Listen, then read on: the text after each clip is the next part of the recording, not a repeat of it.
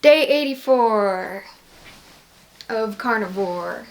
So I'm filming this video a little bit later than I usually do, so that's explaining the lighting situation. Just got done eating my dinner. It was beef ribs and they were very, very tasty.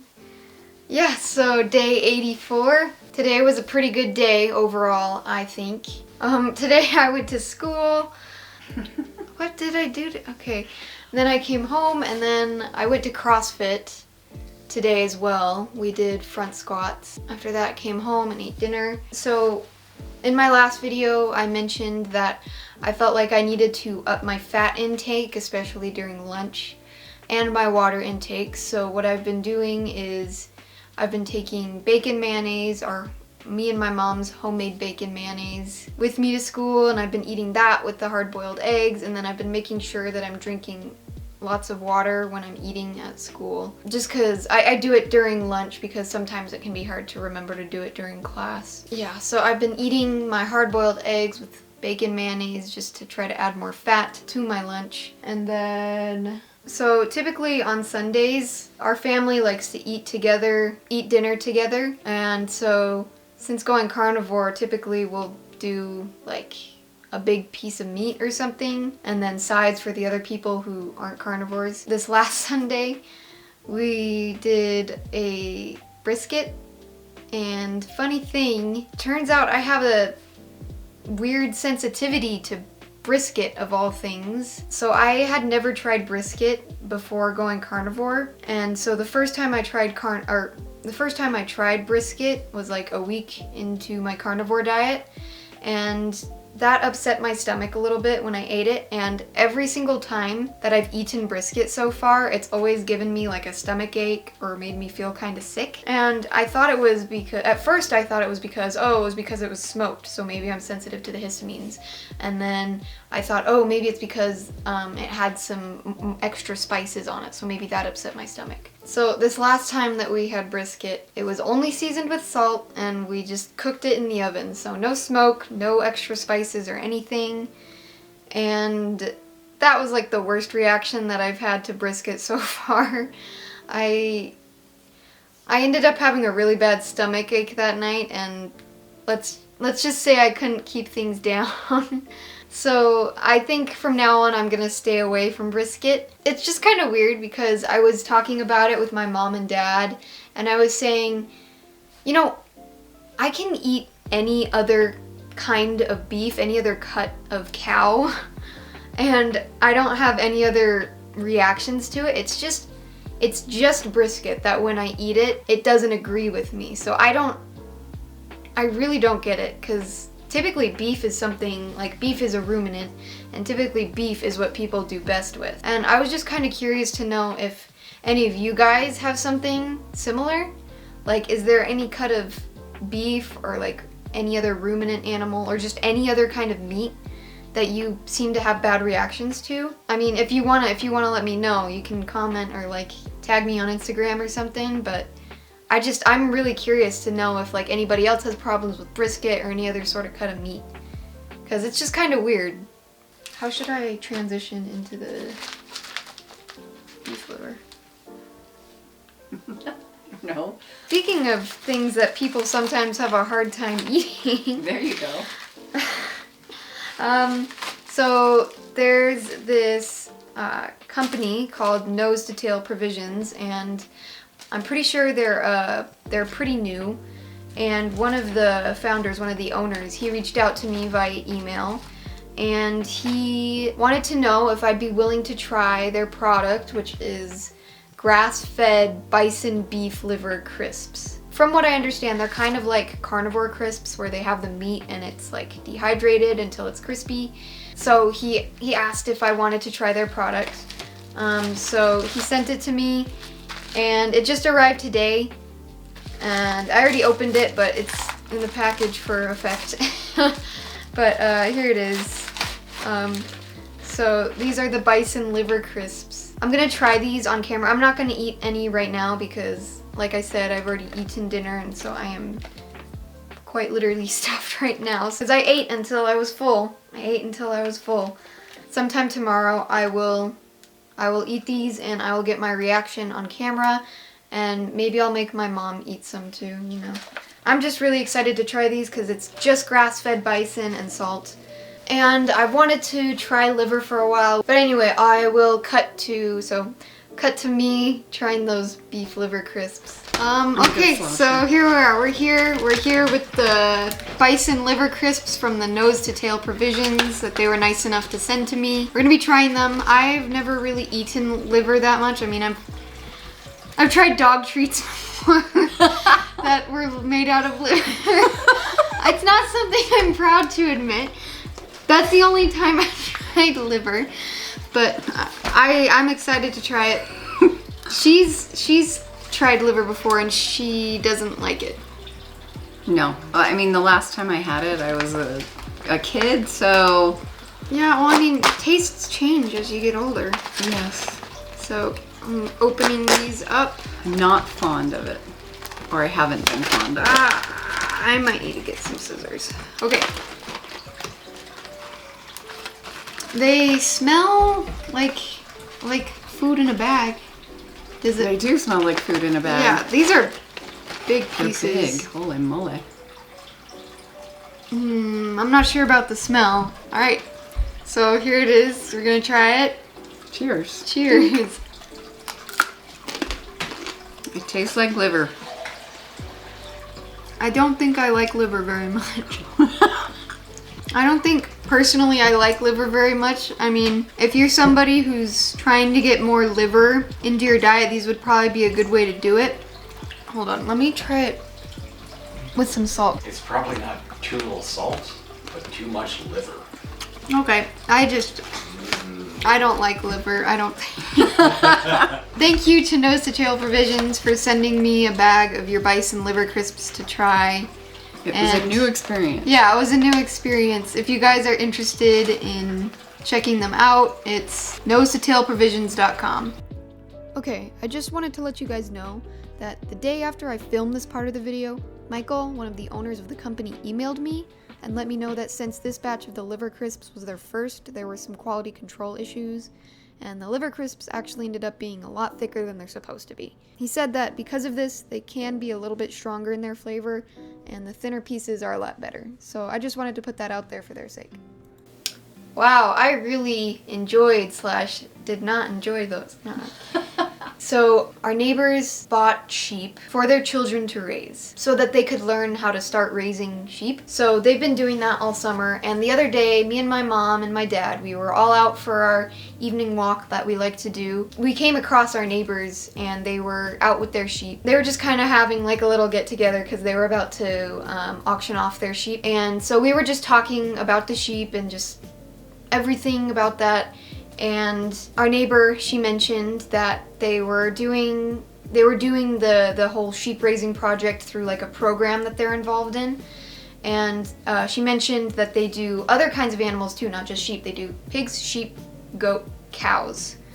And I said I would be really interested in learning how to raise cows. You know, I don't know, I think it would be super cool to like raise a calf and then eat it. I don't know any better way to put that, but I'm super interested in learning how to take care of farm animals and raise them, and then it would be super cool because then I could have my own like supply of beef and I could like know where the meat's coming from and how it's being treated. Because I know that's a big thing for like Emma and Carrie. They're compassionate carnivores. They try to make sure that when they eat beef they know where it comes from and they know how it's been treated. And I think that's a really like nice thing to do. What's a better way to put that? Really, I guess compassionate. Humane. Yeah, a really humane way to eat their meat, I think. But kind of going off of that. So I talked about our homemade bacon mayonnaise and raising our own animals for meat. And I kind of wanted to just talk about that like collectively. They're all sort of things that you do yourself. So my mom and I, we're super interested in like doing homesteady things as much as we can. We make our own yogurt from raw milk. We ferment our own vegetables that we grow in our garden, in our backyard. We slice bacon that we cure ourselves. Yeah, I have videos about those on my channel, by the way. If you want to see us slicing up bacon or making yogurt, I have those on my channel. And then we make our own mayonnaise from animal-based product, not plant oils or anything. And there's a lot of other stuff. We want to make our own butter. We're very interested in learning how to become like independent and being able to like provide for ourselves without having to rely on like store-bought products. Because I think that is a very, very important skill that could be extremely valuable in the future. I found this post earlier the other day, and I'm just gonna read it here. It says, "For thousands of years, people have known how to grow food, sew clothing, treat sickness with food and herbs, build shelters, and survive. It only took 2 generations to all but erase those skills from humanity and make us completely dependent on and at the mercy of the system." And that was just like, that was pretty impactful to me, I think, because in this day and age, I think it is extremely, extremely true that most people are very dependent on the system, whatever you want to call it, big food, big pharma, the man, I don't know. There's a lot of people who would not be able to make it if we suddenly, like, you know, like society collapsed and we had to go back to like maybe like a barter system or something. Or a natural disaster. Yeah. Or there's lots of there's lots of things that could happen. And so I think it's very important to learn how to be able to take care of yourself and like your family. So that's why me and my mom, we've been learning all these sorts of things. And also it's just cool to learn how to do that. Being able to do things yourself and not have to pay for a service or pay for things that are pre-made. It's just so rewarding. Like it really, it just feels amazing to do. And you know what's in it. Exactly, yeah, and you know what's in it. You know the work that got put into it. It makes it even more satisfying to eat or use, you know? Because that's another thing too. Store-bought products typically have lots and lots of preservatives and sugars and seed oils and ingredients that you can't pronounce. So yeah, I think learning to live simpler and learning how to rely on yourself for your lifestyle and your well-being is just something that everybody should be learning how to do. I want to learn how to raise my own animals. I want to learn how to garden. I want to learn fermenting like my mom does. And I'm really interested in learning how to sew because, I mean, I would love to be able to sew my own clothes, but also being able to like make alterations to the clothes I do have, that would be a really cool skill. And it's extremely uncommon nowadays. So it's a very valuable skill to have, I think. Learning to live a simpler life, a simpler homemade life, I think is extremely, extremely valuable. And it's something that I'm probably going to be working towards my whole life. I mentioned in my last video that my body image was getting worse as I've been gaining more weight, but something that's really been helping with that has been focusing on the non-scale victories. So yeah, I've been gaining weight and it hasn't been extremely rapid, and I've been gaining mostly muscle and fat, but that doesn't make the fact that I'm gaining weight any harder, any less. That doesn't make the fact that I've been gaining weight any less difficult for me. As somebody who struggles with anorexia, gaining weight is probably one of the scariest things that I can think about. So it's like every day I'm facing one of my greatest fears. When I was really, really struggling with my eating disorder, the thought of gaining any weight was extremely terrifying to me. And if you struggle with an eating disorder, I'm sure you could probably relate to that feeling. It's kind of paralyzing, honestly. But anyway, focusing on the non-scale victories is something that is extremely, extremely helpful with that, I think, because Sure, the scale number is going up, but so is my livelihood. My life is getting a lot better. I mentioned in my last video, I keep saying I mentioned in my last video, but I talked about how I've been trying out sprinting, like Sean O'Mara recommends to do, and I wouldn't be able to do that without the way that I'm eating, and it feels so good. Like, I've done it a few more times since then, and it honestly, it's extremely therapeutic, I think, and being able to do that and sustain myself doing that is definitely a non-scale victory. Also, I mentioned I went to CrossFit earlier today, and I've been going to CrossFit pretty consistently for the last few months, and through that and through the way that I've been eating, I've been able to see myself making consistent gains in that. So typically I'll keep track of the weights that I get on certain lifts when we do them, and it's just so rewarding to see myself be able to lift more than I did the week before. And that's something that just can really boost my self-esteem, I think, and it's just, it's again, it's a non-scale victory that just makes things that much more worth it. And so I'd say if you're struggling with maybe, even if you're trying to like lose weight on carnivore, the scales maybe not going down as fast as you'd like it to see, or maybe you're trying to gain weight on carnivore like me, but just focusing on those